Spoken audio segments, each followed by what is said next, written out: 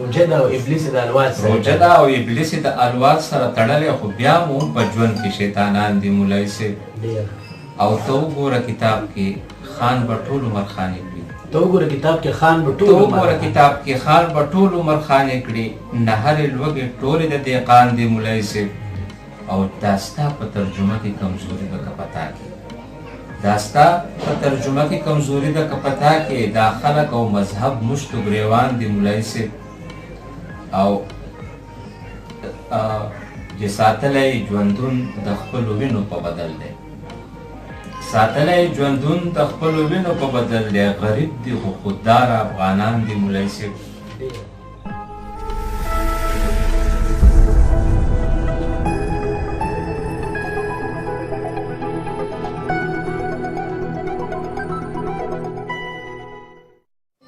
بسم الله الرحمن الرحیم. زه یم حیات یوسفزی. تاسو ګورئ زمون ټي وي. دغه خپلونه نن وروړې ده فرید کالونی ریاض آباد ته. په دغه لالونو کې یو ځلېدلی لالون ساګر تنقیدي صاحب دی چې د هغه خواله راغلی و. د هغه نه به شعرونه ریکارډ کوو، د هغه سره به خبرې اترې کوو د کراچۍ په حوالې سره، ځکه چې په کراچۍ کې د شعر چې دی هغه په سوشل میډیا باندې په اسان انداز چلیږي او د دې سره هغو چې دی ډیره مونده وشوه چې د شعر سره هغو آشنا دي. د کراچۍ څانګې پښتو ادبي جرګه سند چې دی د هغې صدر دی تقریبا د 10 کلونه. نو السلام علیکم ساګر صاحب. وعلیکم السلام. ساګر صاحب ژوند ښه څنګه تېرېږي؟ د الله کرم دی چې ژوند ډېر ښه برابر تېرېږي. ساګر صاحب موږ د کلي په کلي مین خلک دغه پښتانه په دغه ښار کې ژوند تېرول څه ګران خو نه دي؟ ولې نه، زه زیاتره ملګرو ته اکثر دا خبره کوم چې موږ کراچۍ کې داسې وو، د کراچۍ مثال زموږ لپاره چې دی د پښتنو لپاره لکه سنټر جیل او بیا سنټر جیل کې داسې وي چې په هغې کې څه خلک د شپږو میاشتو قیدیان دي، څه د کال قیدیان دي، څه پکې د عمر. نو موږ هغه د عمر بعد قیدیان یو. ډېر مو په خپل وطن پسې خپلو غرونو پسې خپلو سیندونو پسې کړېږو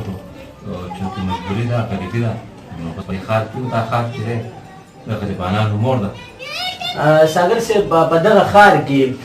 دغه د شعر راټولونکو ته یا په دغه ښار کې د پښتو ژبې شاعري چې ده د پښتو ژبې خدمت دی، نو دغه خلکو په باره کې ستاسو څه خیال دی؟ داسې دا یاد خان چې کراچۍ کې چې کوم شاعران ملګري کوم ادیبان ملګري د پښتو ادب دپاره چې کومې هلې ځلې کوي، نو دا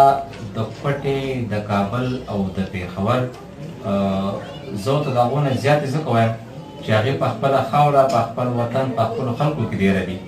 موږ دلته په کراچۍ کې زموږ شاعران ادیبان ملګري چې منډې ترډې کوي د ژبو په ځنګل کې موږ میشته یو. دلته په کراچۍ کې په څوونو ژبې ویلی کېږي، په څوونو باندې کلچرونه دي. موږ په هغه کلچرونو کې په هغه ژبو کې خپله ژبه ژوندی ساتو، خپل ادب ژوندی ساتو. نو زه په دې وجه وایم چې دا پټې پېښور او د کابل نه د کراچۍ ملګري زیات کار کوي. ډېره ښه خبرې به هم کوو. ساګر صاحب ملګري ستاسو په انتظار دي که خپل څه شعر غزل څه مو راسره شریک کړو؟ ډېره مننه. یو غزل به درته د غزل شعرونه دي یاد کړه. د اترنګ په بوی وهلې اوبه څکمه، د اترنګ په بوی وهلې اوبه څکمه، ستا د لپو نه وتلې اوبه څکمه، او ساقي ته د شنې او سرې اوبه سنبال کړه. ساقي ته د شنې او سرې اوبه سنبال کړه، زه د واورو ورغړېدلې اوبه څکمه. ساګر صاحب دغه شعر به دوباره ډالۍ کړه. ساقي ته د شنې او سرې اوبه سنبال کړه، زه د واورو ورغړېدلې اوبه څکمه. په باران کې سرتور سر چرته راوځه، په باران کې سرتور سر چرته راوځه، ستا د زلفو څڅېدلې اوبه څکمه. او چې د بنګو د ځنګل په منځ تېرېږي،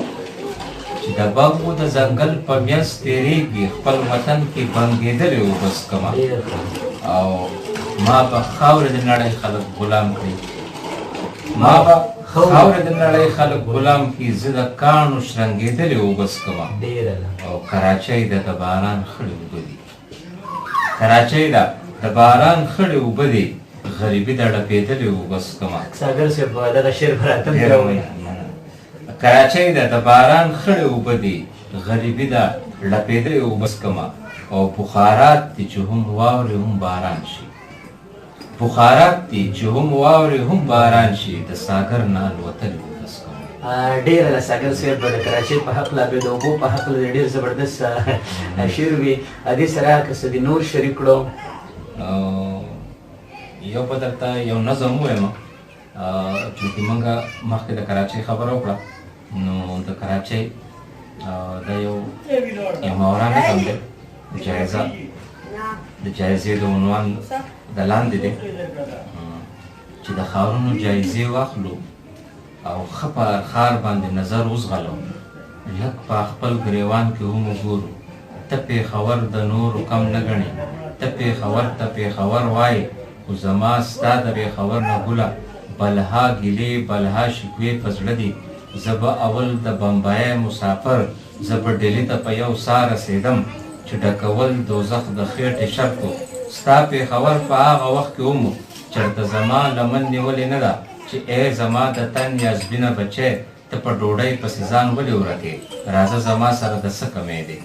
اوس چې هندو او مسلمان وې شکړو زما په هر څه د پنجاب قبضه شوه زه کراچۍ ته په یو منډه راځم دلته دې ښار ما سره هر څه وکړو ما له د سر سوری دې ښار راکړو ما په مړه خېټه ډوډۍ وخوړه دلته کې خان او نواب نه پېژنم خپله برید تاو کړم او نواب ګرځم دا ښار زما د ارمانونو ښار دی دا ښار زما د غریبۍ پرده ده دلته صافي او میخوار دواړه آزاد دلته ګودرې او باغونه بلها زه چې دا ستا د پېښور په کوڅو څومره نظر واچومه وګورمه دومره به ستا د ژوندو شمار هم نه وي څومره چې مړې په دې ښار کې لرم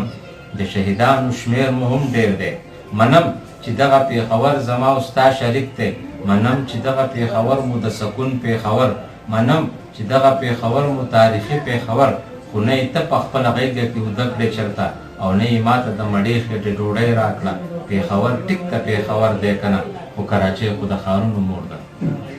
ډېره له ساګر صاحب ډېر خو او دغه پوښتنه به درنه کوو چې ستاسو خو دوه کتابونه چاپ شوي دي د دې سره ستاسو درېیم کتاب چې دی نو هغه به د کله موده اراده دی انشاءالله. نو داسې د حیات خان چې موږ مخکې د کراچۍ په حواله خبرې کړو چې کراچۍ کې چونکې موږ ډېر په غریبۍ کې په ستړو کې منډې تنډې کوو د ادب دپاره نو دلته کتاب چاپ کولو موږ ته ډېره غټه مسله نو اوس راپسې کاغذ او دفتري خرچې هغه هر څه دونه ګران شو چې یو وړوکی کتاب د یو نیمو سلو 100 صفحو کتاب په هغې باندې تقریبا 80,000 روپۍ خرچه راځي نو دا د دغې وجې نه مې کتاب ایثار دی نو موږ به انشاءالله تیار کړی دی کتاب. ډېر ښه او الله دې وکړي چې دغه مهنګۍ کمه شي او دغه کم شاعران ملګري چې دي هغو ته هم په دغه کې اساني جوړه شي. نور به راسره څه شریک کوئ تنقیدي صاحب؟ بل کلام درته ووایم یاره که ودې وي نو مینهوال انتظار کوي.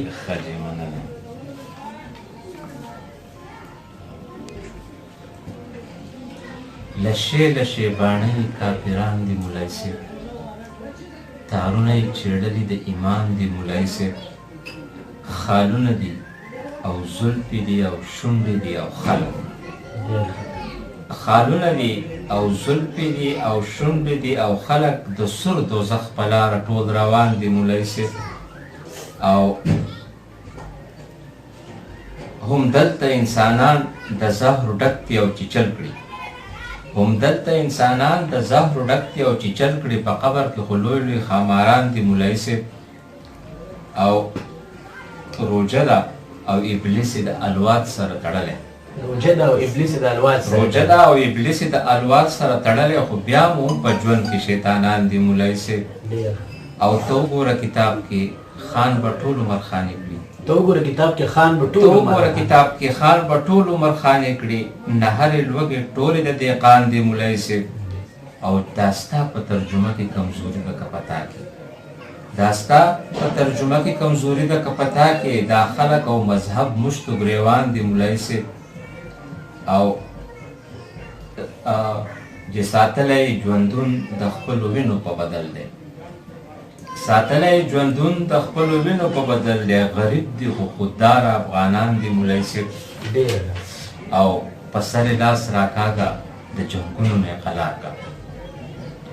په سر لاس راکاږه د جنګونو نه قلار کا زموږ په مدرسو کې یتیمان دي او منځونه کړو عمرې کړو او د سیل مټول حاجیان یو منځونه کړو عمرې کړو او د سیل مټول حاجیان یو کارونه د شعور رانه درس وړاندې مولوي صاحب او چپې د هر ښایست پښتو کې سر کېږي سجده کړي چپې د هر ښایست پښتو کې سر کېږي سجده کړي ساګر او غورځنګونه قدردان دي مولوي صاحب ډېر لا ساګر صاحب د منیر بنيري په دغه شعر د نبخن عالم وای خلک خپلې فاصلې وخي لګیا دي خلک خپلې فاصلې وخي لګیا دي پښتانه او بل لخبي وخي لګیا دي خلک خپلې فاصلې وخي لګیا دي پښتانه او بل لخبي وخي لګیا دي ستاسو خار د خو سنگار د چا په سر دی پښتانه پکې بیلچي وخي لګیا دي